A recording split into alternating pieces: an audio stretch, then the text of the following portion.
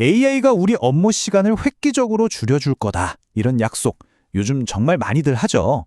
근데 과연 그럴까요? 오늘 자료 분석에서는요, 바로 이 뜨거운 논쟁의 핵심을 한번 파헤쳐 보려고 합니다.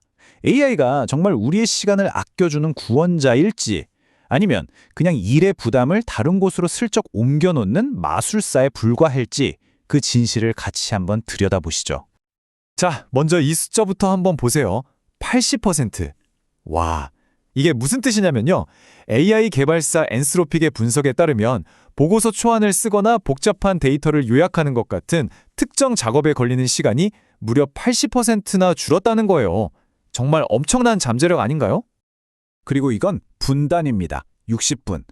오픈 AI와 글로벌 인사 컨설팅 기업 아데코 그룹의 조사를 보니까 직원들이 AI를 쓰면서 하루 평균 최대 1시간의 업무 시간을 아끼고 있대요.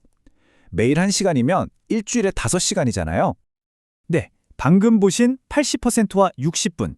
이 숫자들은 AI 업계를 이끌고 있는 대표 주자들이 직접 내놓은 데이터입니다. 이건 그냥 단순한 수치를 넘어서 AI가 우리에게 더 많은 자유시간을 줄 거라는 아주 강력한 약속처럼 들리죠.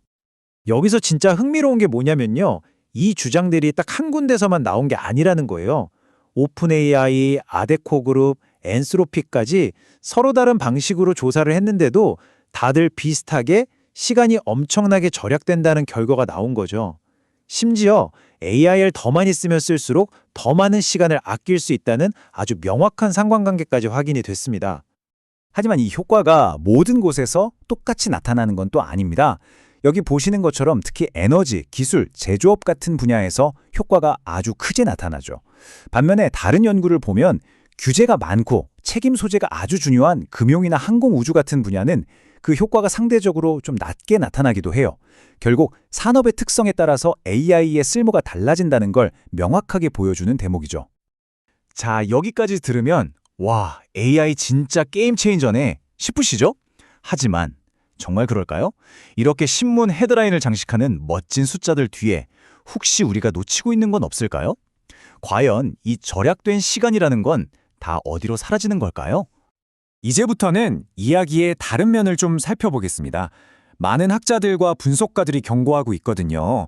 우리가 AI 작업에 숨겨진 비용, 그러니까 눈에 보이지 않는 이면을 더 자세히 들여다봐야 한다고요. 바로 이겁니다. 이게 핵심이에요. 가장 낙관적인 보고서를 냈던 엔스로픽 스스로가 치명적인 한계를 인정했습니다. AI가 내놓은 결과물을 사람이 확인하는 검증 시간을 분석에서 뺐다는 거죠. 자, 한번 상상해 보세요. AI가 중요한 보고서를 1분 만에 뚝딱 써줬다고 쳐요. 와, 근데 그거 그대로 상사한테 제출할 수 있는 분 계세요? 없죠? 그 안에 틀린 정보는 없는지, 우리 회사 입장과 다른 내용은 없는지 확인하는데 10분이 걸렸다면 과연 우리는 1분을 번 걸까요? 아니면 9분짜리 새로운 일이 생긴 걸까요? 이걸 가시적 노동과 비가시적 노동으로 나눠볼 수 있습니다. AI는 초안 쓰기, 코드 짜기처럼 눈에 딱 보이는 노동 시간을 극적으로 줄여줘요. 하지만 그 결과물의 사실을 확인하고 미묘한 뉘앙스를 다듬고 최종적으로 책임을 지는 이런 보이지 않는 노동은요. 그건 고스란히, 아니 어쩌면 더 무겁게 우리 인간의 몫으로 남게 된다는 거죠. 비판적인 시각은 여기서 그치지 않습니다. AI를 배우고 제대로 활용하는 데 드는 시간도 무시 못하죠. 또 이메일 작성이 쉬워지니까 오히려 더 많은 이메일을 쓰게 되는 제본스의 역설 같은 현상도 있고요. 그리고 장기적으로 우리의 핵심 역량이 약화될 수 있다는 우려까지. AI 생산성의 현실이 단순한 시간 계산보다 훨씬 복잡하다는 걸 보여주는 주장들입니다. 자, 그럼 이 서로 완전히 다른 주장들을 우리는 어떻게 이해해야 할까요? 여기서부터가 정말 흥미로운 지점입니다. 오늘 자료 분석의 핵심은 바로 이 질문에 대한 새로운 틀, 시간 이전이라는 개념을 제시하는 데 있습니다. 시간 이전이란 바로 이런 겁니다. AI가 일을 없애는 게 아니라 일의 성격을 바꾸는 거죠.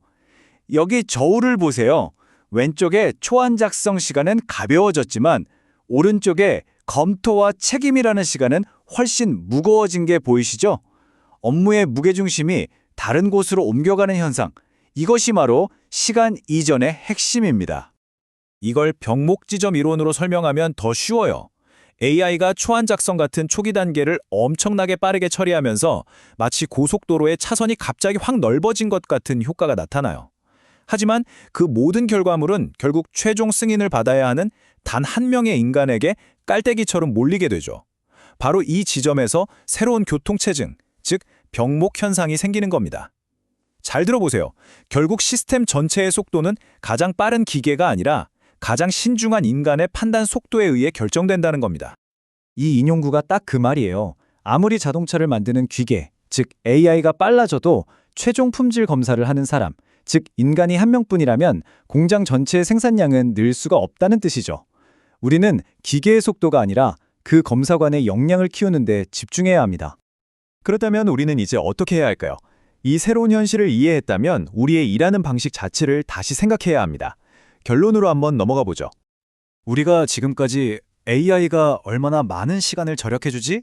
라고만 물어왔다면 그건 컨베이어 벨트의 속도를 재던 산업시대의 낡은 질문을 계속하고 있었던 겁니다. 이제 우리가 던져야 할 진짜 질문은 이것입니다.